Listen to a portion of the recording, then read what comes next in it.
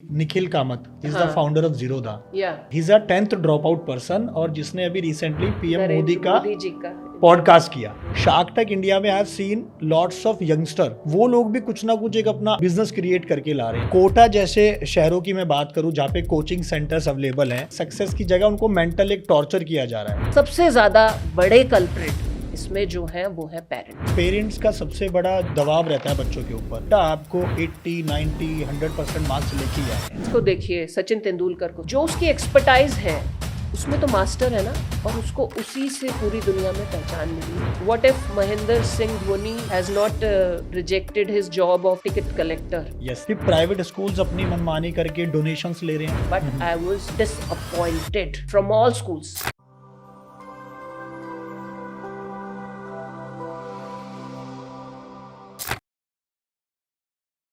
I am sure 3 idiots movie तो आप लोगों ने जरूर देखी होगी, जिसका एक फेमस डायलॉग है, लाइफ इज अ रेस।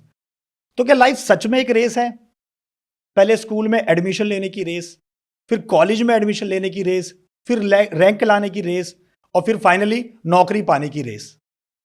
जहां सरकार एक तरफ दावा करती है कि इंडिया जो है आने वाले 2030 में वर्ल्ड की 3rd और 4th लार्जेस्ट इकोनॉमी बनने जा रही है, वहीं पर अगर हम अपने इंडियन एजुकेशन सिस्टम की बात करें तो अपने आप को सबसे पीछे देखते हैं। तो हमारे इंडियन एजुकेशन सिस्टम का क्या रीजन है इतना पीछे होने का? क्या इसके कारण है टीचर्स, सरकार या स्टूडेंट खुद है? तो दोस्तों आज के इस पॉडकास्ट पे इन सारे सवालों के बारे में चर्चा करने वाले हैं। तो जिसके लिए आज हमारे साथ है एक स्पेशल गेस्ट जिनको एजुकेशन सेक्टर में 20 साल से ज्यादा का एक्सपीरियंस है, doctor Reena Verma ma'am. Ma'am बहुत बहुत स्वागत है आपका हमारे पॉडकास्ट में। Thank you so much Deepak. And I am sure कि मैम आज ऑडियंस को, स्पेशली टीचर्स को, स्टूडेंट्स को बहुत कुछ सीखने को मिलने वाला है इस पॉडकास्ट से। श्योर। तो मैम प्लीज आप एक बार पहले अपना एक छोटा सा इंट्रोडक्शन दे दो ऑडियंस को। My name is doctor Reena Verma और मैं पिछले 24 साल आप कह सकते हैं, मतलब शादी से पहले से या जब मैं 22 साल की थी तब से मैंने एजुकेशन इंडस्ट्री में कदम रखा। And I was lucky, I have joined as my initial teaching career as a college professor, assistant professor, क्योंकि मेरा पहले ही अटेम्प्ट में नेट क्वालिफाई हुआ था। मैंने हिस्ट्री में अपना नेट किया, अब तो पीएचडी भी किया बाद में। तो बहुत अच्छा एक्सपीरियंस था। और उसके बाद एजुकेशन में मैंने बहुत सारे एक्सपेरिमेंट आप कह सकते हैं किए हैं, क्योंकि शादी हो गई थी 2 साल बाद ही मेरी। और उसके बाद फिर मैंने स्कूलों के साथ भी काम किया, TGT PGT, as a TGT PGT भी काम किया। उसके बाद लैंग्वेज ट्रेनर के रूप में भी काम किया। यूनिवर्सिटी ऑफ कैम्ब्रिज से मैंने एक एग्ज़ाम क्वालिफाई किया, उसके बाद वायली ट्रेनर बन गई थी मैं। कुछ सालों तक मैंने वो किया। अभी रिसेंटली करियर काउंसलिंग मैंने सर्टिफिकेशन किया है यूनिवर्सिटी से, यूनिवर्सिटी ऑफ कैलिफोर्निया के सर्टिफिकेशन के साथ। अच्छा। Now I am a qualified career counsellor too. और अभी रिसेंटली मैं एक स्कूल प्रिंसिपल हूँ, मैंने एक स्कूल भी इस्टेब्लिश किया है। और क्योंकि अफोर्डेबल एजुकेशन शुरू से बहुत करीब रहा है मेरे दिल के, और ऑनेस्टली स्पीकिंग जब मैं अपने बच्चों के एडमिशन्स के लिए जाती थी, ओके, आई वाज लकी कि मुझे तो कभी नहीं सोचना पड़ा बच्चों को बड़े से बड़े स्कूल में एडमिशन कराने के लिए। पर सबसे पहले दिमाग में ये चीज़ आती थी कि जो आम आदमी है वो कैसे अफोर्ड करे इतनी फीस को। राइट। तो ये चीज़ हमेशा से दिमाग में थी कि शिक्षा अफोर्डेबल होनी चाहिए।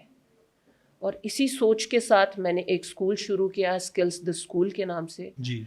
And you will be surprise to know कि मैंने अपने स्कूल में जो फ़ी है, स्ट्रक्चर मेरे स्कूल का, वो 800 से 1000 रुपए के बीच है। अच्छा। आज जहाँ स्कूलों में 12, 15, 20 हज़ार रुपया फ़ीस है, तो ठीक है, ये एक एक्सपेरिमेंट है एक्चुअली। और धीरे धीरे वो ड्रीम जो है हमारा वो शेप भी ले रहा है and we are getting successful. बहुत सारी चीज़ें स्ट्रीमलाइन भी हो रही हैं। तो एक कॉन्सेप्ट के साथ मैंने ये स्कूल शुरू किया था जी। और जितना भी मेरा एक्सपीरियंस रहा एजुकेशन का, मैंने सारा उसमें डालने की कोशिश की है, जहाँ से भी हम अफोर्डेबिलिटी पे काम कर सकते हैं। Good quality education with affordability. Okay. तो वो उस पर मेरा सारा फोकस है। और मैम जैसे आपने अभी, आपको ऑलमोस्ट 20 साल से ज़्यादा का एक्सपीरियंस है एजुकेशन सेक्टर में, सो आपने पूरा इंडियन एजुकेशन सिस्टम का एक बदलाव भी देखा होगा, 2 डिकेड से ज़्यादा अपने आप को टाइम देना उसमें। सो वो क्या अभी चेंज हो चुका है, जो 20 साल पहले एक इंडियन मतलब एजुकेशन सिस्टम जैसे काम करता था और आज के टाइम पे जैसे काम कर रहा है? हाँ दीपक, दिस इज़ राइट कि एक्सपीरियंस और उतार चढ़ाव और चेंजेस तो मैंने देखे ही हैं, और मैं लकी रही हूँ कि मैंने केजी से पीजी तक एजुकेशन इंडस्ट्री को बहुत बारीकी से देखा है, क्योंकि एज आई टोल्ड यू मैंने कॉलेज से शुरू किया था। जी। मैंने प्ले ग्रुप स्कूल्स भी इस्टेब्लिश किए, मिडिल ग्रुप स्कूल भी इस्टेब्लिश किया, तो ये जर्नी बहुत अच्छी रही मेरी और बहुत पास से मैंने देखा। और ये सच है कि जितना इनोवेटिव होना चाहिए हमारे एजुकेशन सिस्टम को, इंडियन एजुकेशन सिस्टम को, ना तो उतना इनोवेटिव है और ना ही अफोर्डेबल है। थोड़ा बहुत इनोवेशन जहाँ है वो आम लोगों की पहुंच से बहुत दूर है। जी। तो इंडियन एजुकेशन सिस्टम को अफोर्डेबल बनाने पे बहुत ज़्यादा काम करने की ज़रूरत है, और मेरा ये मानना है कि बहुत महंगे स्कूलों की बिल्कुल ज़रूरत नहीं है। अगर आप इंडियन पर्सपेक्टिव से देखें, हमें साधारण स्कूलों की ज़रूरत है, मीडियोकर स्कूलों की ज़रूरत है। अगर हम अपनी शिक्षा की डिमांड को पूरी करने के बारे में सोचते हैं, इंडियन शिक्षा की जो मांग है उसके हिसाब से हमें मीडियोकर स्कूल ज़्यादा चाहिए। क्योंकि आपने देखा है जो एक रिच आदमी है वो अपने बच्चे को अच्छी शिक्षा दे सकता है any how, right. He has money, yes. वो बाहर भी भेज सकता है। डिमांड है उन लोगों की जिनकी पहुंच से अच्छी शिक्षा दूर है, उसके लिए हमें चाहिए मीडियोकर और अफोर्डेबल स्कूल्स। तो उसी पे मैं काम कर रही हूँ, और यही मेरा सोच है कि सरकार को बहुत ज़्यादा काम करने की ज़रूरत है। करिकुलम्स को भी अपग्रेड करने की ज़रूरत है और अफोर्डेबिलिटी पे काम करने की बहुत ज़्यादा ज़रूरत है। बिल्कुल सही कहा आपने ma'am. Even I have seen lot of cases जहाँ पर सरकारी स्कूल में पढ़ने वाले बच्चे ज़्यादा कैपेबल हैं, ज़्यादा सक्षम हैं as compare to private school. Right, I agree. Actually महंगे स्कूल का मतलब सिर्फ ये नहीं है कि अच्छी शिक्षा वहाँ होगी। स्कूलों का महंगा होना मजबूरी भी है, अच्छा। क्योंकि स्कूल ओनर्स का एक साइड अगर मैं आपको कहूँ सिर्फ नेगेटिव, बहुत से लोग ये कहते हैं इतनी फीस लेते हैं, ये करते हैं। आप एक सच्चाई देखिए कि लैंड कॉस्ट कितनी ज़्यादा है आजकल, कितना मुश्किल काम है एक स्कूल को खोलना। जी। पहले आप बहुत महंगी लैंड लेंगे, उसके बाद फिर आप उस पर अच्छा इंफ्रास्ट्रक्चर लगाएंगे, बिल्कुल। उसके बाद आजकल ये सोशल मीडिया का ज़माना है, आप बहुत सारा पैसा एडवर्टीजमेंट पे खर्च मार्केटिंग करेंगे। करेंगे। अपार्ट फ्रॉम दैट, अगर आपको अच्छा स्टाफ चाहिए, अच्छी फैकल्टी चाहिए, तब आपको क्या करना है? आप बताइए, क्या अगर आपने 50,000, अगर प्राइवेट स्कूल का नॉर्मल एक मैं करूँ, आपने एक 50,000 का स्लैब दिया, जी। अच्छा टीचर उसमें नहीं रुकता, अच्छा। उसकी डिमांड और ज़्यादा है। तो स्कूलों के सामने भी बहुत ज़्यादा चैलेंजेस हैं, मतलब मजबूरी है उनकी शिक्षा को महंगा करना। और सबसे ज़्यादा बड़े कल्प्रिट इसमें जो हैं वो है पेरेंट्स। अगर मैं आपको कहूँ कि नॉर्मल लोग या जो लोग अफोर्ड कर सकते हैं, इसमें कल्प्रिट मैं खुद को भी कह सकती हूँ। मैं भी जब जाऊँगी स्कूल देखने अपने बच्चों के लिए तो मैं ये देखूँगी, और नॉर्मल पेरेंट्स क्या करेंगे कि स्विमिंग पूल तो है, क्या वो ओलंपिक साइज का स्विमिंग पूल है? जी। नहीं, समझ हर गया। स्कूल नहीं दे सकता आपको ओलंपिक साइज राइट, का स्विमिंग राइट। पूल। हर स्कूल नहीं आपको इंटरनेशनल लेवल के कोचेस प्रोवाइड करा सकता, लेकिन पेरेंट की डिमांड वही रहती है जो अफोर्ड कर सकते हैं पेरेंट, उन पेरेंट्स की। तो फिर क्या करेगा स्कूल ओनर, क्या करेगा? वो उसको अपनी फीस बढ़ानी पड़ेगी। ऑब्वियसली। इसलिए भी शिक्षा महंगी हो गई है, तो पेरेंट्स को भी थोड़ी अपनी जो डिमांड्स हैं उन्हें कम करना, एक्सपेक्टेशंस को कम करना पड़ेगा। हमें चाहिए एक यूनिवर्सल अफोर्डेबल एजुकेशन सिस्टम, और उसमें हम सबको अपना पार्ट प्ले करना पड़ेगा। पेरेंट्स को भी अपनी एक्सपेक्टेशन थोड़ी कम करनी पड़ेंगी। और अब देखिए ना, पूरा सिस्टम कितना महंगा हो गया। पहले तो आप बहुत महंगे स्कूलों में पढ़ा रहे हैं, उसके बाद बचपन से आजकल ट्यूशन्स चल रही हैं। क्या हमने और आपने बचपन में ट्यूशन पढ़ी थी? नहीं। सही। प्ले ग्रुप में आप कभी गए थे नहीं। ट्यूशन पढ़ने? नहीं गए ना नहीं, कभी। नहीं। आजकल नर्सरी के बच्चों को आप ट्यूशन भेज रहे हैं, बहुत सारे लोग ऐसा भेज रहे हैं। और इसके अलावा अगर आप बहुत बड़े स्कूल में ये देख के आपने एडमिशन करा दिया कि स्पोर्ट्स फैसिलिटी बहुत अच्छी है। मैं अगर अपना एक्सपीरियंस आपको बताऊं, मेरा बेटा इज़ अ स्पोर्ट्स पर्सन। मैंने बड़े बड़े स्कूल्स में उसको डाला सिर्फ ये देख के क्या स्पोर्ट्स फैसिलिटीज़ मिल पा रही हैं, बट आई वॉज डिसअपॉइंटेड अच्छा। From all schools. कहीं पे भी उसको वो चीज़ नहीं मिली विच आई वॉज लुकिंग फॉर, और जो मुझे लग रहा था ये स्कूल देगा। मुझे हर जगह उसको पर्सनल कोचेस देने पड़े। मैम काफ़ी स्कूल्स, प्राइवेट स्कूल तो इतने बड़े बड़े जो दावा करते हैं कि हम तो इस लेवल की एक्सपर्टीज आपको कोचिंग देते हैं, तो वो मतलब फेक है। एक्चुअली फेक कहूँ या मैं आपको कुछ स्कूलों का उदाहरण नाम नहीं लूँगी, ऐसे एक्सपीरियंसेस भी मैंने देखे। सपोज कॉमर्स के बच्चे हैं जी। और कॉमर्स विद मैथ ले लिया उन्होंने। अब क्योंकि नंबर ऑफ स्टूडेंट कम है वहाँ मैथ लेने वाला, तो स्कूल की तरफ से प्रेशर किया गया बच्चों को, क्योंकि उन्हें फिर मैथ का एक अलग से फैकल्टी हायर करनी पड़ती। तो स्कूल की तरफ से प्रेशर दिया गया कि मैथ छोड़ दो आप। और फिर 4 बच्चों ने अगर एक सेक्शन में लिया था, तो 1-2 ने जिन्होंने कहा कि हम नहीं छोड़ना चाहते हैं, उनको प्रेशराइज किया गया। तो मेरा तो ये कहना है, एक तो पेरेंट्स बहुत अवेयर रहें अपने बच्चों की, जो चॉइसेस हैं, बच्चे क्या पढ़ना चाहते हैं, पूरी तरह से आप स्कूल की जिम्मेदारी पे ना छोड़ दें। भले ही आप बहुत ज़्यादा फीस दे रहे हैं तो भी you have to keep an eye कि बच्चा क्या इंटरेस्ट है बच्चे का, और स्कूल का एनवायरनमेंट क्या है, क्योंकि ये सब चीज़ें स्कूलों में होती हैं। और मुझे नहीं लगता कोई भी स्कूल पूरी तरह से आपकी एक्सपेक्टेशंस पर खरा उतर रहा है। तो आपको पर्सनली करना ही पड़ेगा, बच्चे को कोचिंग भी देनी पड़ेगी, हायर लेवल पे आके तो ट्यूशन भी देना पड़ेगा। क्या इसका ये रीज़न है जो आप बता रहे हैं कि महंगे महंगे स्कूल्स बना रहे हैं, भाई इंफ्रास्ट्रक्चर भी अच्छा बना रहे हैं, अच्छी फैसिलिटीज़ दे रहे हैं, तो उसमें फिर प्राइवेट स्कूल्स अपनी मनमानी करके डोनेशंस ले रहे हैं? What about that? डोनेशंस तो एक्चुअली वही जो मैंने आपको बताया कि स्कूल चलाना महंगा काम है। जी, तो उसकी भरपाई डोनेशन लेने से भरपाई करें ना? ऑब्वियसली जब पेरेंट तैयार हैं देने को, या एक आप देखिए जैसे पेरेंट्स ने 10 स्कूल्स देखे, अब इंफ्रास्ट्रक्चर वाइज उन्हें एक स्कूल बेस्ट लगा, तो वो कुछ पेरेंट्स जो अफोर्ड कर सकते हैं वो तो थोड़ी ज़्यादा देने को भी तैयार हैं फीस। तो ये पेरेंट्स को थोड़ा सा खुद पे चेक करना ज़रूरी है। मुझे लगता है अगर आप बार बार ये शिकायत कर रहे हैं कि शिक्षा महंगी हो गई है, तो आप भी अपनी एक्सपेक्टेशंस थोड़ी कम करिए। ओके। मेरा ये कहना है। और जो बहुत पुराने स्कूल्स हैं जो एक ब्रांड बन चुके हैं, वहाँ तो ये सब धड़ल्ले से चलता है एक्चुअली, मुंह मांगी रिश्वत चलती है। और क्योंकि पेरेंट्स को चाहिए ना उसमें, anyhow they have to enter their child there, तो वहाँ ये भी चलता है या चलता होगा। जी जी जी जी। मैम एज अ टीचर आपको क्या चैलेंजेस फेस करने पड़े अपने, जब आप पढ़ा रहे थे उस टाइम पे?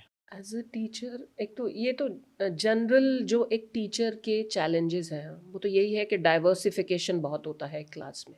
अच्छा। डिफरेंट टाइप के स्टूडेंट्स हैं। एक बच्चा बहुत अटेंटिव है और एक बच्चा बिल्कुल ही नॉन अटेंटिव है। तो ये तो एक बेसिक टीचिंग प्रोफेशन में ये वाले चैलेंजेस तो हमें फेस करने ही पड़ते हैं। बाकी गवर्नमेंट सेक्टर के अलग चैलेंजेस हैं, जैसे आपकी पोस्टिंग कहीं भी हो जाना सुदूर क्षेत्रों में, जो और जो खासतौर से फैमिली वाली लेडीज़ हैं उनको बड़ी प्रॉब्लम आती है उसमें। मेरी कुछ फ्रेंड्स हैं जो गवर्नमेंट सेक्टर में हैं, वो बस से रोज़ आना या फिर बच्चों से अलग रहना, उनके पास ऑप्शन नहीं है कुछ। राइट। इस तरह के चैलेंजेस हैं। और एक गवर्नमेंट सेक्टर में इस तरह के चैलेंजेस हैं कि जैसे कोई भी गवर्नमेंट कैंपेन है उसमें ड्यूटी लगा दी जाती है टीचर्स की, जो आई डोंट अप्रिशिएट। मतलब हर जगह इलेक्शन हो रहे हैं, वहाँ आपने टीचर की ड्यूटी लगा दी, टीकाकरण हो रहा है वहाँ उनकी ड्यूटी लगा दी। काफ़ी प्रेशर है गवर्नमेंट सेक्टर में। और प्राइवेट सेक्टर के चैलेंजेस यही हैं कि आपको एक तो मैनेजमेंट के हिसाब से चलना है, क्योंकि अगर कोई इनोवेटिव माइंडसेट वाली टीचर है जी, तो उनके लिए स्कोप उतना ज़्यादा नहीं है, क्योंकि कहीं ना कहीं मैनेजमेंट का चेक बैलेंस रहता है आपके ऊपर। और प्राइवेट सेक्टर का तो देखिए इनसिक्योरिटी तो है प्राइवेट राइट सेक्टर में ना, राइट। मतलब आप पे एक तलवार हमेशा लटकी रहती है, अपना बेस्ट देना। अभी और ऐसा कहते हैं कि डिजिटलाइजेशन होने से प्रेशर कम हुआ है, प्रेशर बढ़ गया है एक्चुअली टीचर्स पे, जो मुझे लगता है। ऑनलाइन क्लासेस के जरिए ऑनलाइन क्लासेस भी चल रही हैं, पहले तो नहीं चलती थी ऑनलाइन क्लासेस। Right, देखिए right. विंटर ब्रेक हो गया तो 15 दिन टीचर बैठी हैं, या अब ये कोरोना से एक तरह से तो अच्छा है ऑनलाइन, लेकिन प्रेशर मुझे लगता है थोड़ा बढ़ ही गया है टीचर्स पे।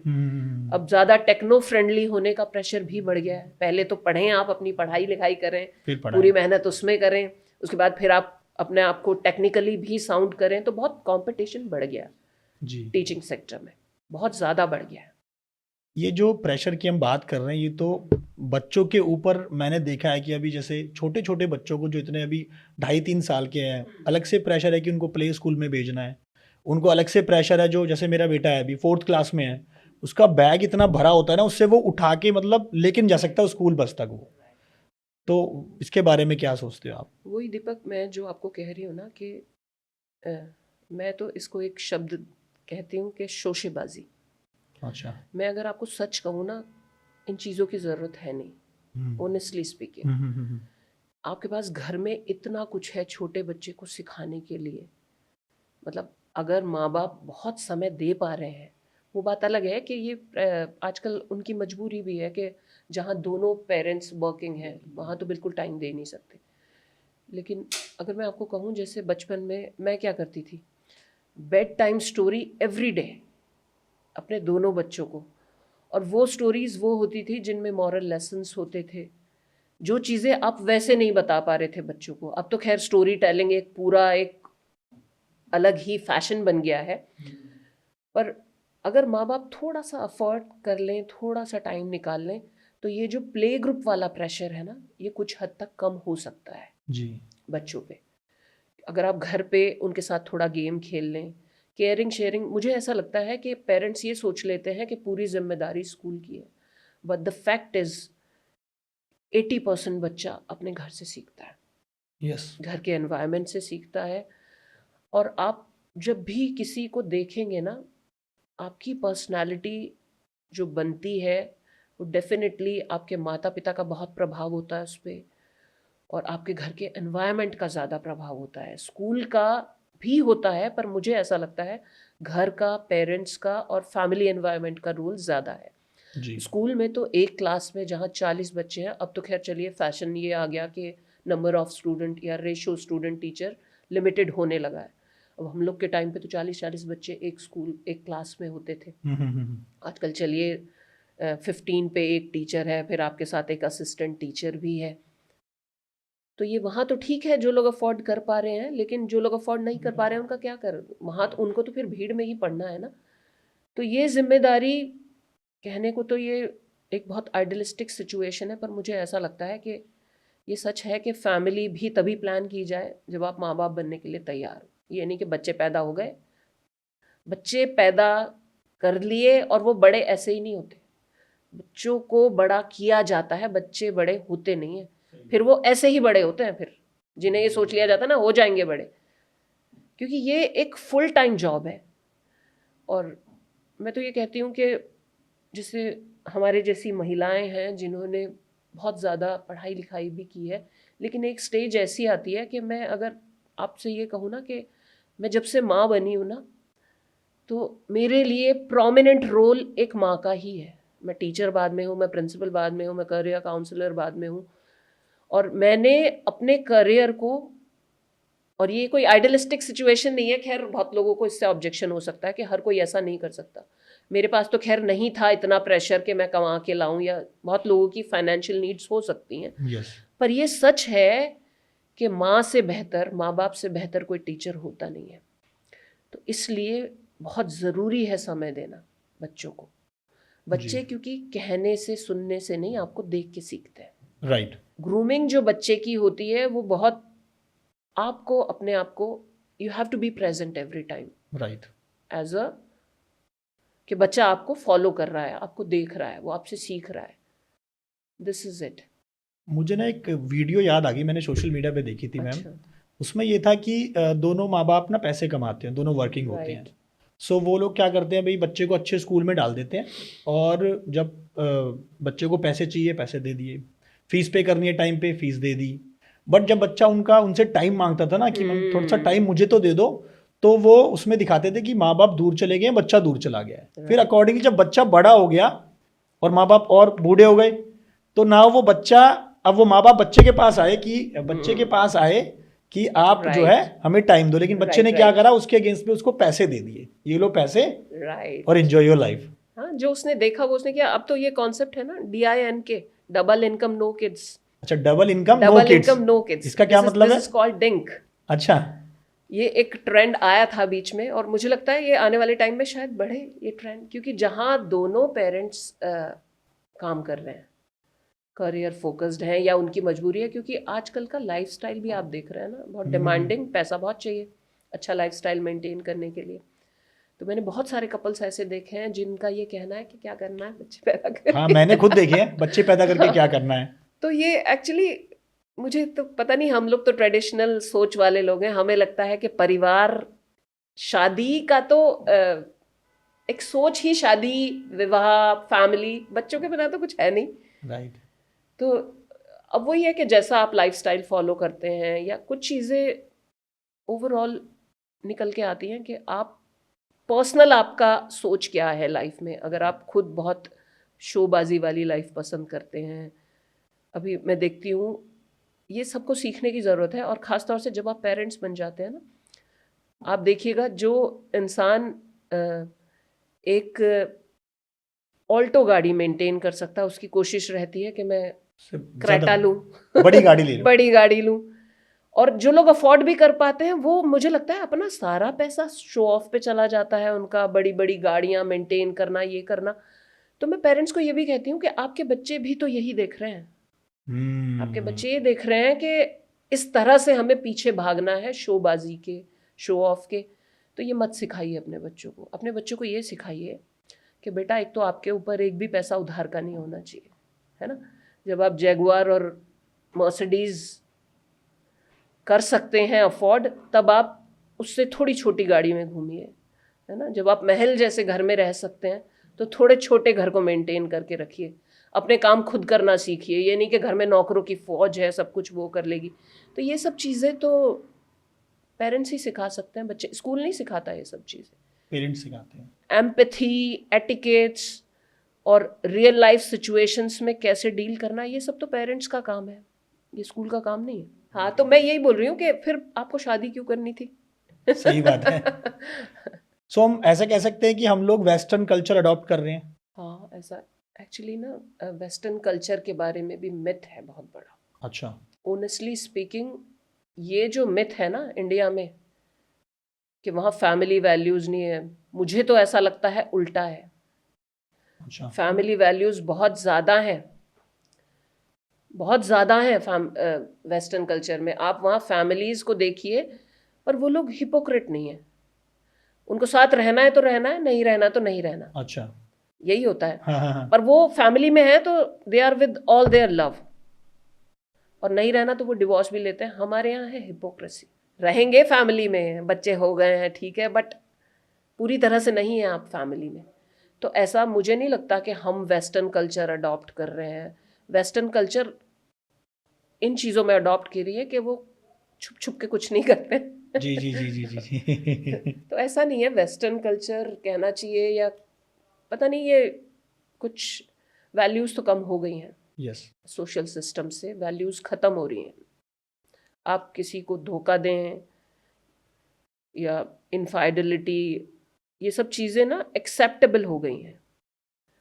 तो वही जो मैं कह रही हूँ कि स्कूल की ही जिम्मेदारी नहीं है, आपके माहौल की जिम्मेदारी है, माता पिता की जिम्मेदारी है, एनवायरनमेंट। तो बच्चे ने जो चीज़ें देखी है वही सीखेगा वो। एक पेरेंट्स का सबसे बड़ा जो दबाव रहता है बच्चों के ऊपर कि बेटा आपको 80, 90, 100% मार्क्स लेके ही आने हैं।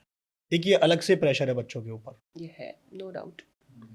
देखिए, बीइंग अ पेरेंट क्या होता है कि हर माँ बाप बहुत मेहनत कर रहा है जी। बच्चे को पढ़ाने के लिए। और सबसे पहले तो हर माँ बाप ये चाहता है कि जो स्ट्रगल मैं कर रहा हूँ वो मेरा बच्चा ना करे। और वो अगर खुद मीडियोकर हैं तो वो ये जानते हैं कि उनकी स्ट्रगल थोड़ी बढ़ गई है मीडियोकर होने की वजह से। क्योंकि नो डाउट हमेशा से आपका रिपोर्ट कार्ड आपको रिप्रेजेंट करता है। जो होशियार बच्चे हैं, मार्क्स के साथ एक्सेप्टेंस तो आती है हमेशा। लेकिन अब जो आज का दौर है, एक समय था जहां आपके पास बहुत मल्टी डिसिप्लिनरी चीज़ें नहीं थी। आज आपके पास इतना कुछ है दिखाने के लिए, करने के लिए। अगर आप नहीं है, लेकिन ये चीज़ रिकग्नाइज करनी पड़ेगी पेरेंट्स को भी, और ये स्कूल की भी जिम्मेदारी है कि बच्चे के जो ट्रेड्स हैं बेसिक, उन पे काम किया जाए। तो फिर अगेन वही आता है कि जब आप ट्रेड्स ढूंढ के उन पे इंडिविजुअलाइज अप्रोच के साथ काम करेंगे तो आपका एजुकेशन सिस्टम महंगा हो जाएगा, है ना। अब जो बच्चे अच्छा डांस कर ले उनके लिए अच्छा डांस टीचर चाहिए, जो बच्चे अच्छे म्यूज़िक में उनके लिए अच्छा म्यूज़िक टीचर चाहिए, स्पोर्ट्स वाले अच्छे बच्चों के लिए अच्छे स्पोर्ट्स कोचेस चाहिए। तो ये जो इंडिविजुअलाइज्ड अप्रोच है शिक्षा की, इसने महंगा तो किया है और ये महंगा करेगी, लेकिन घर पे अगर पेरेंट्स थोड़ी सी मेहनत ज़्यादा कर लें तो ये सब चीज़ें कंट्रोल हो सकती हैं। जैसे जिस बच्चे के जो कि एवरेज स्टूडेंट है उसके 50% आए 60% आए, तो उसका तो वैसे ही बेचारे का इतना मोरल डाउन हो जाएगा कि यार मेरे को तो किस नज़र से देख रहे हैं, इवन उसके पेरेंट्स खुद भी कि प्रेशर करके Right. तेरे नंबर क्यों नहीं आए। प्रेशर तो है, और ये पेरेंट की जिम्मेदारी है कि अनएक्सपेक्टेड प्रेशर अपने बच्चों पे ना डालें। मेरा एक यूट्यूब चैनल है, उसमें मैंने सुसाइडल टेंडेंसीज इन टीनेजर्स पे 2 पार्ट में वीडियो बनाई हुई है जी। तो मैं चाहूँगी आप उसका लिंक भी शेयर करिएगा। उसमें मैंने यही बताया है कि एक तो अपने बच्चे को पेरेंट्स एक्सेप्ट करें जैसा वो है, ओके। है ना। आपका बच्चा, ये तो आपको पता होगा आपने बचपन से कैसा एनवायरनमेंट दिया है या उसने किस तरह से चीज़ों को सीखा, फिर आप जाके 10th 12th में उससे ये उम्मीद करें कि वो 90% मार्क्स लेके आए, वो नहीं लाएगा। सबसे पहले जब आप उसको एक्सेप्ट कर लेंगे ना, तो ये कहते हैं ना कि प्रेशर है आजकल बच्चे के ऊपर, सबसे ज़्यादा प्रेशर पेरेंट माउंट करते हैं। अगर आपने अपने 50% वाले बच्चे को एक्सेप्ट कर लिया जी। तो बाहर किसी की हिम्मत नहीं है उसको कुछ भी, उसको मजाक नहीं उड़ाएगा। मैंने कुछ कोट्स लिखी थी, एक कोट उसमें मैंने ये लिखी थी कि एक तो सचिन पायलट को, इसको देखिए, सचिन तेंदुलकर को, सॉरी, जी जी जी जी जी। है ना, हाँ। जो उसकी एक्सपर्टाइज है उसमें तो मास्टर है ना, और उसको उसी से पूरी दुनिया में पहचान मिली है। मैंने एक कोट लिखा हुआ है कि what if Mahendra Singh Dhoni has not rejected his job of ticket collector, yes, in railway, है ना। अगर वो वहाँ से निकलता ही नहीं तो उसे पता कैसे चलता कि वो क्रिकेट में इतना बड़ा मास्टर बन सकता था। तो ये पहली तो चीज़ ये है कि बचपन से इस चीज़ को रिकग्नाइज़ किया जाए कि बच्चे का इंटरेस्ट क्या है, किस चीज़ में अच्छा है, उसको फिर नर्चर करने की कोशिश की जाए। जिन पेरेंट्स के पास पैसा है वो तो दिला देंगे अच्छी कोचिंग या नहीं, लेकिन जो नॉर्मल बच्चे भी हैं उन पे थोड़ा सा फोकस पेरेंट्स और स्कूल कर सकता है। इतना तो स्कूल कर सकता है, इसमें बहुत ज़्यादा पैसा नहीं लगता कि किस बच्चे का क्या ट्रेट है। जैसे मैं अपने अफोर्डेबल मॉडल स्कूल में भी मैं इंडिविजुअलाइज फोकस करने की कोशिश करती हूँ अपने बच्चे पे कि कौन से मेरे बच्चे डांस में अच्छे हैं, किसकी हैंडराइटिंग बहुत अच्छी है, और मैं कोशिश करती हूँ कि उस चीज़ के लिए उनको अच्छे से प्रेज़ किया जाए कि आपका ये ट्रेड बहुत अच्छा है। तो बच्चे में फिर इंटरेस्ट बढ़ता है उसी चीज़ पे ज़्यादा फोकस करने का। और सिर्फ मार्क्स आज की शिक्षा व्यवस्था में it's not just a criteria. आप जितने भी बच्चे देखेंगे, अगर हम अपनी भी बात करें ना, जैसे मैं अपने स्कूल टाइम से बहुत मल्टी डिसिप्लिनरी पर्सन रही हूँ। मैं स्पोर्ट्स में, म्यूज़िक में, डांस में, और इन सब चीज़ों ने मिलके पर्सनालिटी को मेरी बनाया है, मुझे ऐसा लगता है। और मैंने जितने बच्चे बहुत मल्टी डिसिप्लिनरी देखे हैं ना, I find them more confident. बहुत प्रेजेंटेबल होते हैं वो बच्चे, बहुत कॉन्फिडेंट होते हैं। और आजकल एक चीज़ और हमें देखनी है, रियल लाइफ सिचुएशंस में कैसे बच्चे डील करें, ये सिखाना बहुत ज़रूरी है। एक और मेरी वीडियो है, आप देखेंगे अगर, इमोशनल क्वेश्चन पे मैंने एक वीडियो बनाई है। ये जो अभी इसकी बात चल रही है कि पेरेंट्स बहुत प्रेशर माउंट करते हैं, तो आने वाले टाइम में आप देखेंगे दीपक कि ये जो एक था ना कल्चर आईक्यू वाला, इंटेलिजेंस क्वेश्चन वाला, ये धीरे धीरे रिमूव हो रहा है। रिमूव इसलिए हो रहा है कि आज के दौर के बच्चे के प्रॉब्लम्स बहुत अलग तरह के हैं, और वही बच्चे उसको ओवरकम कर पा रहे हैं जो इमोशनली स्ट्रांग है। तो आज की शिक्षा व्यवस्था में हम लोग बहुत ज़्यादा जोर दे रहे हैं इमोशनल क्वेश्चन पे। बहुत सारी तरह के क्वेश्चन आ गए हैं, मैंने क्वेश्चंस पे पूरा वीडियो बनाया हुआ है, EQ, SQ, IQ। तो इमोशनल क्वेश्चन में ये है कि बच्चों को शिक्षा के साथ साथ घर में भी और स्कूल में भी रियल लाइफ सिचुएशंस में कैसे उन्हें डील करना है, ये सिखाना बहुत ज़रूरी है। हमारे टाइम में क्या होता था, फिल्में देख ली, फिल्मों का प्रभाव आ गया बच्चों जी, पे, जी, जी, जी, गर्लफ्रेंड बॉयफ्रेंड कल्चर चल रहा है। आज के बच्चों का काम नहीं चलेगा उन सब चीज़ों से। आजकल के बच्चों को इमोशनली स्ट्रांग होना पड़ेगा। और आप जितने भी बच्चे अपने आसपास देखेंगे ना, जो बहुत ज़्यादा करियर सेंटर्ड बच्चे हैं, वो इन सब चीज़ों से ऊपर है। राइट। वो यहाँ इस ट्रैप में फंसते नहीं है, वो नहीं, बच्चे नहीं। लुढ़कते नहीं है। तो इसलिए स्ट्रांग बच्चे बनाने के लिए आपको EQ पे काम करना बहुत ज़रूरी है, और आने वाली शिक्षा व्यवस्था में EQ पे ही ज़्यादा काम किया जाएगा, IQ से ज़्यादा।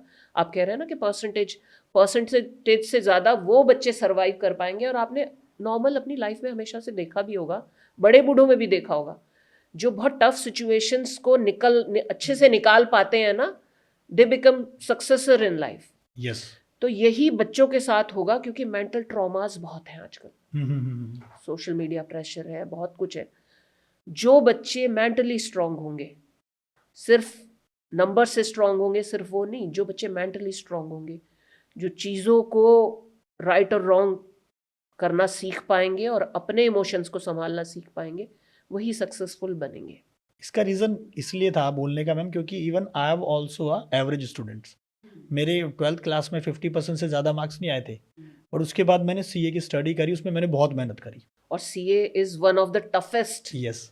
Profession, I must say. बहुत सारे बच्चे बीच में छोड़ भी देते हैं। सो मुझे कुछ याद है, ऐसे मेरे फ्रेंड्स थे जिनके 90% मार्क्स आए थे 12th क्लास में, Okay. वो अभी तक CA नहीं बने हैं, उन्होंने छोड़ दिया बीच में। देखो, अब मैंने उसमें मतलब CA जब मैं कर रहा था, तो मुझे अभी तक याद है कि मैं 1-2 बार तो इतना डिप्रेस हो गया, यार ये मतलब होने वाला नहीं है, फिर लेकिन मैं उसमें लगा ही रहा, उसमें पूरी मतलब जो मेरी वीकनेस थी उस पर मैंने काम किया, स्ट्रेंथ पे काम किया, और उसको फिर मैंने अपने एग्जाम को दिस निकाला। Is it. ये भी एक बहुत अच्छी बात तुम कह रहे हो दीपक। क्या होता है कि स्पोर्ट्स हो या पढ़ाई हो, लेवल्स हैं हर चीज़ के, जी। कहाँ कितना प्रेशर देना है। मैंने एक छोटा सा शॉर्ट बना रखा है, एक सर थे हमारे साथ, राजपाल सर, उन्होंने बड़ी अच्छी बात कही कि इंडिया में क्या होता है, बहुत अच्छे स्पोर्ट्स पर्सन क्यों नहीं निकलते, कि टाइम से पहले प्रेशर दे दिया जाता है। जैसे रेस में बच्चे ने पूरा टाइम, तो बचपन में ही उसने पूरी स्ट्रेंथ लगा दी किसी ऐसे स्पोर्ट में, वो डिपेंड करता है स्पोर्ट्स टू स्पोर्ट, और ये एजुकेशन में भी डिपेंड करता है। ज़रूरी नहीं है प्ले ग्रुप के बच्चे को आप ये करें कि उसके A+ ग्रेड्स आए सर उसमें। प्ले ग्रुप का बच्चा पढ़ने नहीं जा रहा, वो कोप अप करने जा रहा है, ग्रुप में रहना सीखने जा रहा है, बाहर जाके अपने आप थोड़ा खाना खाने सीख रहा है, अपनी टॉयलेट हैबिट्स को ट्रेन करने जा रहा है, वो पढ़ने नहीं जा रहा। तो मार्क्स तो वहाँ कंसिडरेशन बिल्कुल होनी ही नहीं चाहिए। तो यही इसीलिए कह रही हूँ कि प्रेशर लेवल के हिसाब से आना चाहिए। एज यू सेड कि पहले एवरेज थे, लेकिन जब तुम्हारा टाइम आया तब तुमने अपना 100% दिया। राइट। तो ऐसे ही अगर हम टाइम के हिसाब से, ज़रूरी नहीं है आप 10th में तो मेहनत कर नहीं रहे और आपने 7th 8th में 4th 5th में पूरा दिन आप पढ़ते रहते हैं, वो आपके खेलने के टाइम है। खेलना भी उतना ही ज़रूरी है छोटे बच्चों के लिए। 1-2 घंटा कम से कम उनका प्ले टाइम होना चाहिए, बच्चे का एक्सरसाइज टाइम होना चाहिए, और खेलना बहुत ज़रूरी है। मैं तो उन पेरेंट्स को भी बहुत ख़राब मानती हूँ जो स्कूल से आते ही उनको फिर ट्यूशन में भेज दिया, फिर पढ़ने घर पे बैठो, व्हाट इज़ दिस। और छोटे बच्चों को नहीं ज़रूरत है, बिल्कुल, बच्चे को बिल्कुल खेलने दो। ज़रूरत नहीं है इतना। मतलब आप कम से कम 6-7 तक तो बच्चे को फ्री रखिए इस प्रेशर से। मेरा बेटा है ना, वो आज तक भी प्रेशर नहीं लेता पढ़ाई का। अच्छा अच्छा है एंड ना। ही performed very well in sport. Indian education system में एक सबसे बड़ा एक रोल इसका है कि मैम बच्चे ना रट्टाफिकेशन पे ज़्यादा फोकस कर रहे हैं, ताकि बस एग्जाम निकल जाए और डिग्री मिल जाए किसी तरह। तो इसी चीज़ को एक मैं देख रहा हूँ, भेड़ चाल चल रहे हैं। हाँ, वही जैसे मैं कह रही हूँ, अभी तुमने कहा कि पेरेंट्स का प्रेशर भी है, मार्क्स अच्छे आने चाहिए, और दिस इज़ ट्रू कि हमारा इंडियन एजुकेशन सिस्टम, और स्पेशली अगर मैं हायर एजुकेशन की बात करूँ, बहुत पिछड़ा हुआ है, अच्छा। बहुत ज़्यादा पिछड़ा हुआ है। कैन यू बिलीव, अभी मेरा बेटा नॉर्थ कैंपस DU में एडमिशन हुआ उसका, खालसा कॉलेज में, और मैंने जब उसका करिकुलम देखा, यू विल बी सरप्राइज्ड कि बहुत सारी चीज़ें जो मैंने पढ़ी अपने टाइम पे, मतलब अपग्रेड हो ही नहीं रहा है। सालों तक वही पैटर्न, वही चीज़ें पढ़ाई जा रही हैं, जो बहुत अच्छे इंस्टीट्यूट्स हैं उनमें भी। ओके। तो इनोवेशन तो नहीं हो रही है हमारे हायर एजुकेशन में, तो नहीं हो रही। स्कूल एजुकेशन में तो काफ़ी चेंजेस आ रहे हैं। फिर अगेन वही है कि बड़े स्कूलों में काफ़ी चेंजेस आ रहे हैं, जो मीडियोकर और थोड़े छोटे स्कूल हैं वहाँ थोड़ा कम हो पा रहा है। लेकिन हायर एजुकेशन में बहुत कुछ करने की ज़रूरत है, चेंजेस, अपग्रेडेशन। जी, इवन जैसे हमारे इंडियन एजुकेशन सिस्टम के अंदर आपने बताया कि इनोवेशन और स्किल डेवलपमेंट को लाना चाहिए, एक अच्छे लेवल पे लाना चाहिए, क्योंकि अभी रिसेंटली शार्क टैंक इंडिया में I have seen lots of youngster जो टीनेजर्स हैं, जिनकी 15-16 साल उम्र है, वो लोग भी कुछ ना कुछ एक अपना आइडिया मतलब बिजनेस क्रिएट करके ला रहे हैं। तो एक ये पॉजिटिव साइन भी तो है, ये कहीं ना कहीं स्टार्ट तो हुआ है एटलीस्ट। आजकल जो इनोवेटिव प्रैक्टिसेस और ख़ास तौर से स्किल डेवलपमेंट की जैसे आप बात कह रहे हैं, तो जी। आने वाला जो टाइम है ना वो एंटरप्रेन्योरशिप का ही है।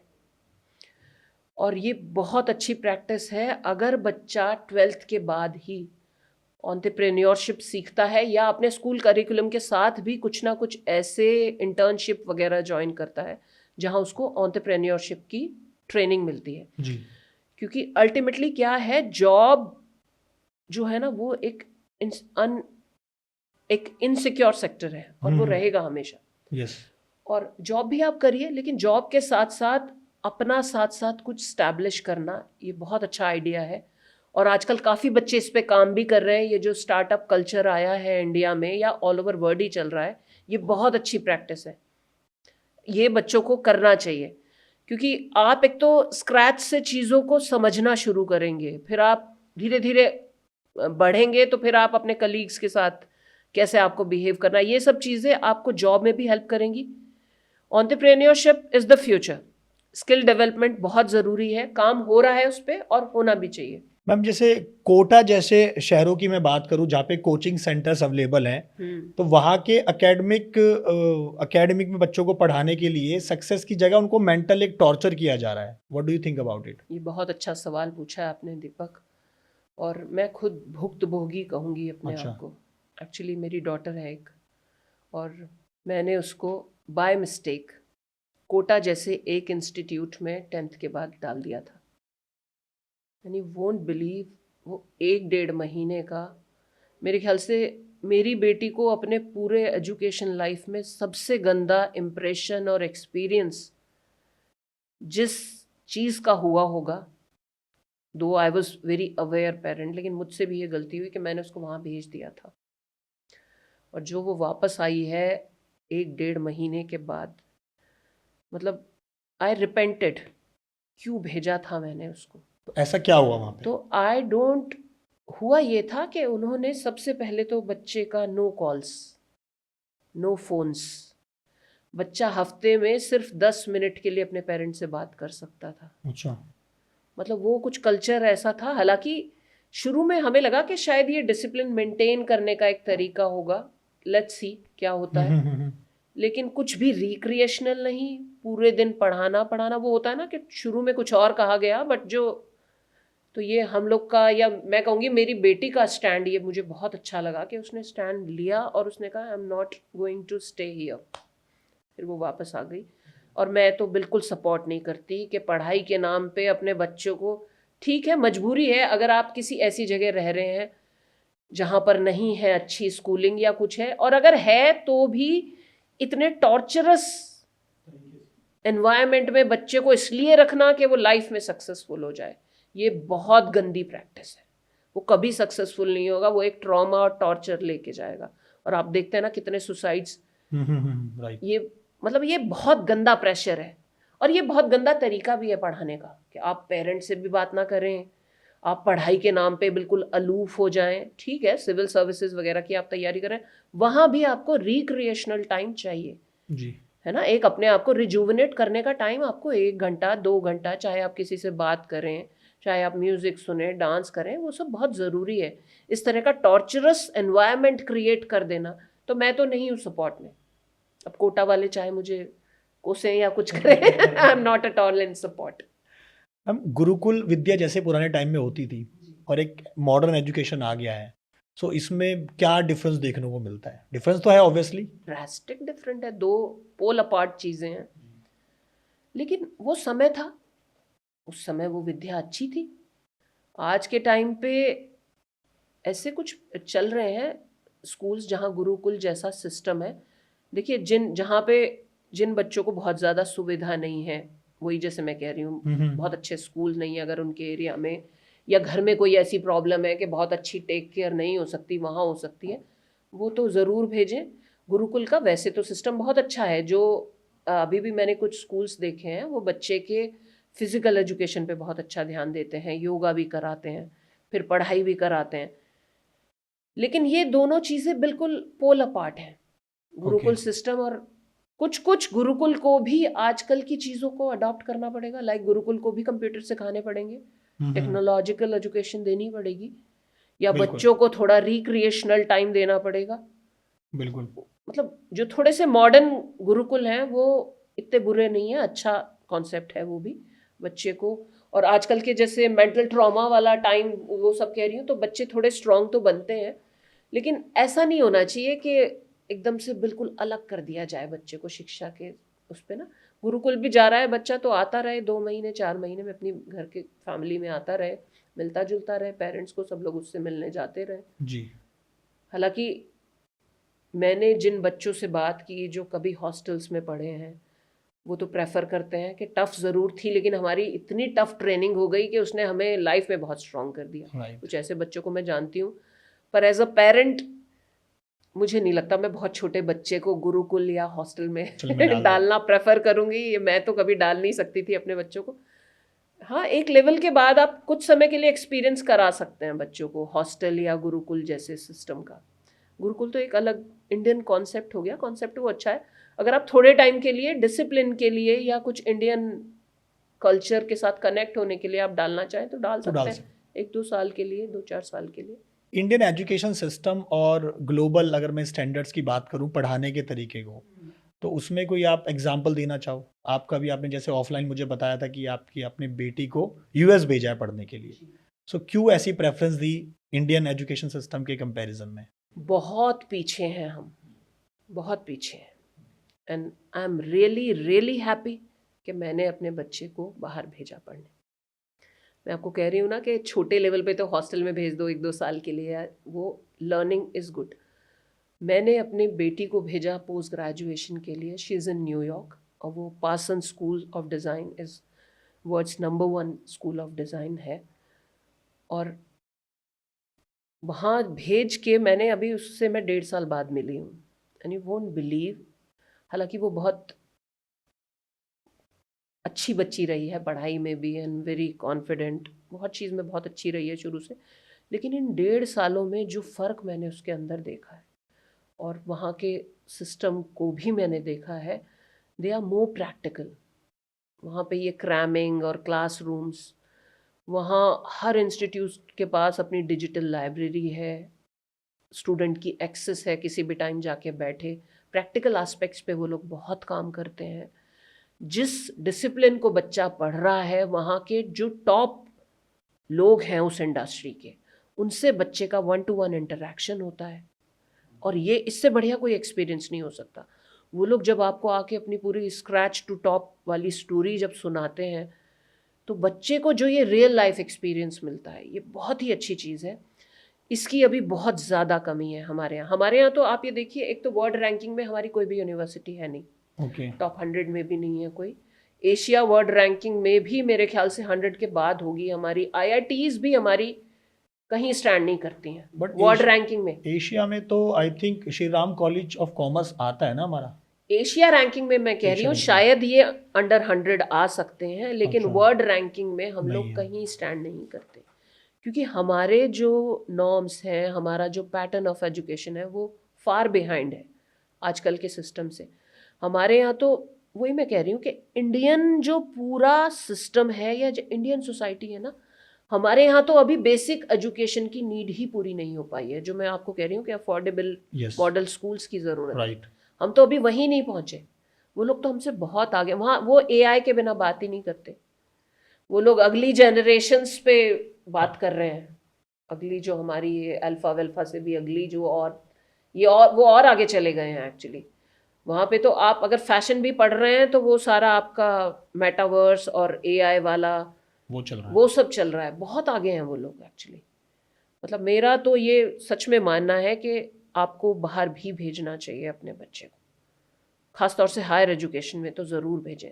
स्कूल एजुकेशन तो नहीं भेज सकते आप, हायर एजुकेशन महंगी है बाहर, नो डाउट, लेकिन उसके लिए आपके पास फिर ये है कि आप अपने बच्चे को जैसे ही वो कॉलेज में आता है, बहुत सारे इंटर्नशिप्स करें, अपने स्टार्टअप शुरू करें, इन सारी चीज़ों का बेनिफिट मिलता है। मेरी बेटी ने भी अपना ब्रांड शुरू कर दिया था when she was 18 years, okay. और वो उसने अपना एक वेल स्टैब्लिश बहुत अच्छे से उसने अपना 1.5-2 साल के अंदर इतना अच्छा इस्टेब्लिश कर लिया था कि उसका वेटेज मिला उसको, और उस वर्ल्ड की 5 या 6 टॉप यूनिवर्सिटीज़ में शी गॉट एनरोलमेंट। तो ये बहुत अच्छी प्रैक्टिस है। अपने बच्चों को आप जब को करिकुलर साथ साथ, या आजकल स्टार्टअप्स, इंटर्नशिप, ये आप कॉलेज के फर्स्ट ईयर से ही शुरू करा दें या 12th की छुट्टियों से ही शुरू करा दें, ये बहुत ज़रूरी है। और इंडियन एजुकेशन काफ़ी पीछे है अभी हायर एजुकेशन में। अभी कुछ नए इनोवेटिव यूनिवर्सिटीज़ और इंस्टीट्यूट हुए हैं शुरू, लेकिन अभी बहुत ज़्यादा एक्सेप्टेंस है नहीं उनकी। हमारे देश की पॉपुलेशन 140 करोड़ है। हम्म, सो चलो, आपने अपना एग्जांपल दिया कि भाई आप अफोर्डेबल थे, वही but what about the financial limitation जिन वही लोगों के वही साथ है, वो वही कैसे है। अफोर्ड करें? वो ऐसे अफोर्ड कर सकते हैं, एज आई टोल्ड यू, अपने इंटर्नशिप्स करें, स्किल एनहेंसमेंट करें। अभी हम लोग बात शायद थर्ड लैंग्वेज की भी कर रही थी, लैंग्वेजेस सीखें, जैसे जापानीज़ सीखिए, उसके बाद बहुत सारे मैं देखती हूँ ऑप्शंस हैं, जापान में जाके जर्मन सीखिए, आप फ्रेंच सीखिए। इंडिया में भी बहुत सारी एमएनसीज़ क्योंकि आ गई हैं, वहाँ आप काम कर सकते हैं। और स्कॉलरशिप्स बहुत हैं, अगर आपको पता है तो आप बच्चे को, एक तो एक कल्चर हमें ज़रूर अपने बच्चों में डेवलप करना है, वो है रिसर्च कल्चर। आप कितने भी अच्छे करियर काउंसलर के पास चले जाएं, जब तक आपने या आपके बच्चे ने खुद रिसर्च नहीं करी है ना, तब तक वो बहुत ज़्यादा हेल्पफुल नहीं हो सकता। ओके। मैं आपको जैसे अपनी बेटी का ही बता रही हूँ, उसकी हर चीज़ के बारे में फर्स्ट हैंड रिसर्च रहती है ऑलरेडी। वो काउंसलर को भी जाके बता देती है। मतलब वो पासन्स में गई, लेकिन जिस काउंसलर के पास मैं उसको ले गई, उसने कहा नहीं, उसमें आपका एडमिशन नहीं हो सकता। एंड शी सेड इसी में एडमिशन करना है। And she is there, okay. क्योंकि उसकी खुद की रिसर्च हमेशा फर्स्ट हैंड थी। मतलब उसको हमेशा जो वो कर रही है, she is well aware what she is doing. तो ये चीज़ बच्चों में होनी चाहिए। आप खुद रिसर्च करिए, क्योंकि पेरेंट्स को देखो नहीं पता है। कुछ पेरेंट्स तो बिल्कुल ही एजुकेटेड नहीं है, और जो बिल्कुल। एजुकेटेड भी हैं उनकी इतनी अपडेटेड नहीं है एजुकेशन कि वो हर चीज़ के बारे में, हर पेरेंट को नहीं पता, सबको सब चीज़ों के बारे में नहीं पता। तो अपनी रिसर्च करना, एक तो बच्चे को रिसर्च की हैबिट ज़रूर डालिए, एक बच्चे को स्किल डेवलपमेंट पे लगाइए और इंटर्नशिप्स कराइए, ये स्टार्टअप्स, ये सब चीज़ें, एंटरप्रेन्योरशिप, इन सब पे ही अगला पूरा एजुकेशन सिस्टम डेवलप होगा। फ्यूचर ट्रेंड्स कह सकते हैं। फ्यूचर ट्रेंड्स यही हैं, entrepreneurship, startups, skill enhancement, research, innovation. Ma'am, जैसे कि आपका अपना स्कूल है, तो अगर किसी को स्कूल इस्टेब्लिश करना है फ्रॉम ग्राउंड लेवल, तो क्या क्या स्टेप्स उसको फॉलो करने चाहिए, और कितना इसमें फाइनेंशियल, कितनी नीड की जरूरत पड़ेगी? दीपक, इन्वेस्टमेंट की बात करूं तो देयर इज नो लिमिट। सही बात है। इन्वेस्टमेंट तो डिपेंड करता है आपकी पॉकेट कितनी है। राइट। और स्कूल दो तरह से आप खोल सकते हैं।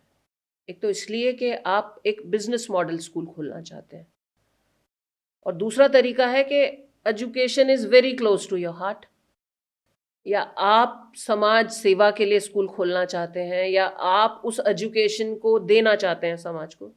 तो ये दो कॉन्सेप्ट्स चलते हैं स्कूल खोलने में। जी। और तीसरी चीज़ है आपकी पॉकेट, क्योंकि जितनी बड़ी आपकी पॉकेट है उसी लेवल का आप स्कूल खोलेंगे। तो मैं आपको अपने एक्सपीरियंसेस बता देती हूँ। मैंने 3-4 स्कूल स्टैब्लिश कर लिए हैं, 2 प्ले ग्रुप स्कूल खोले मैंने। सबसे पहले मैंने एक एक्टिविटी सेंटर या स्किल सेंटर टाइप खोला था।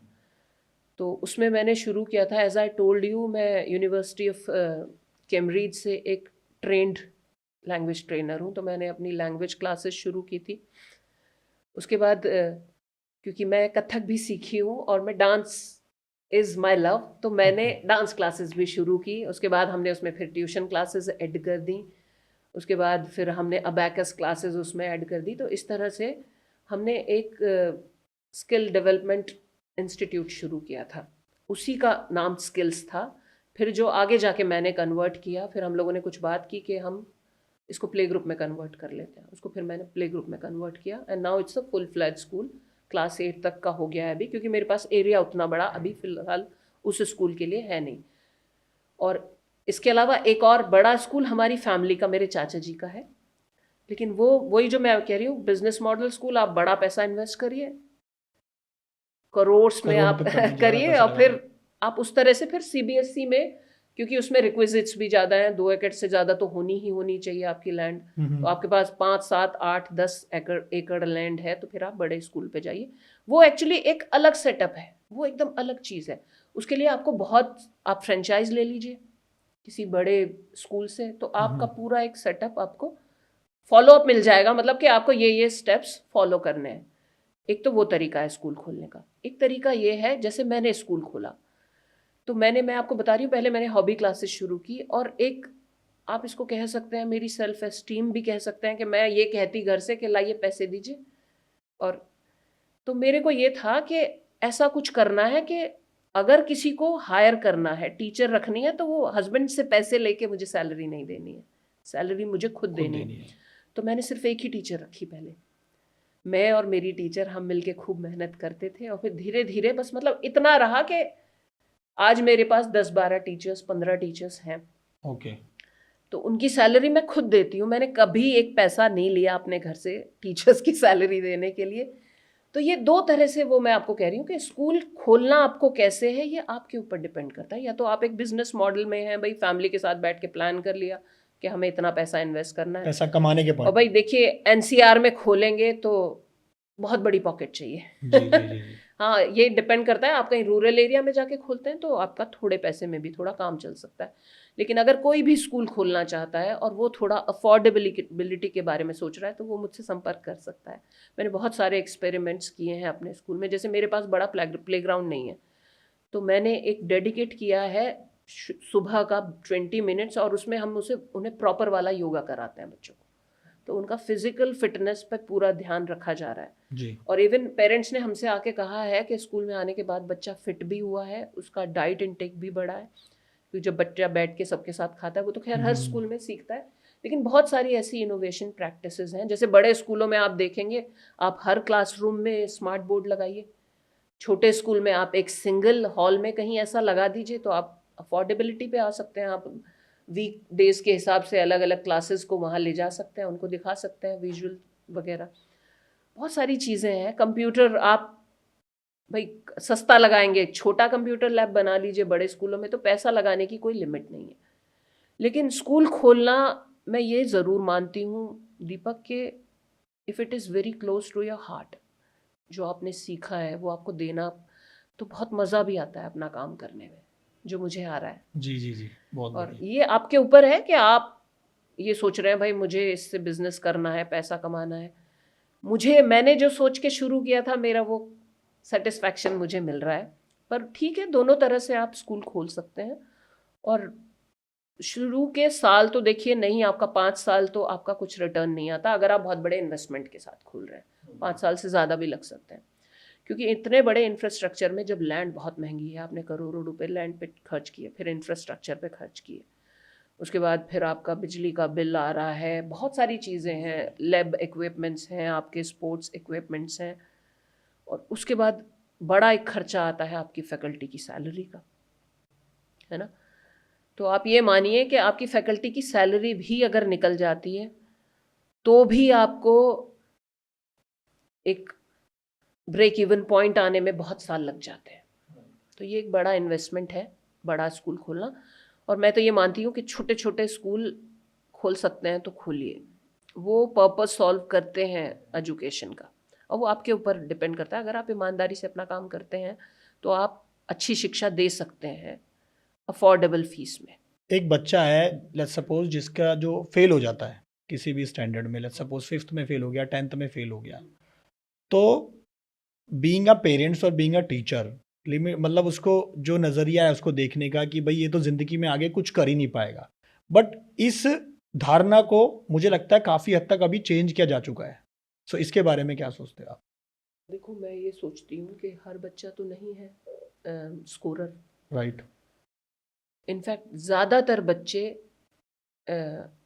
मिडिल स्कोर्स लाते हैं। ज़्यादातर बच्चे वो 45% वाले, 40, 50, 60 वाले होते हैं। आजकल तो 60-70% वाला बच्चा भी एवरेज ही है। जो एजुकेशन सिस्टम हमारा है, होलिस्टिक एजुकेशन की बात करें, हमें जैसे हर दिन, और ये इनोवेशन इतना आ गया है ना एजुकेशन में, हमारे टाइम पर नहीं था। आपको जो आप घर से एक्टिविटी करके ला रहे हैं उसके भी मार्क्स मिल रहे हैं, आप डिसिप्लिन शो कर रहे हैं उसके भी मार्क्स मिल रहे हैं, आप साफ यूनिफॉर्म पहन के आ रहे हैं उसके भी मार्क्स मिल रहे हैं। तो इतना सब होने के बाद 50-60 वाला बच्चा एवरेज कहलाता है।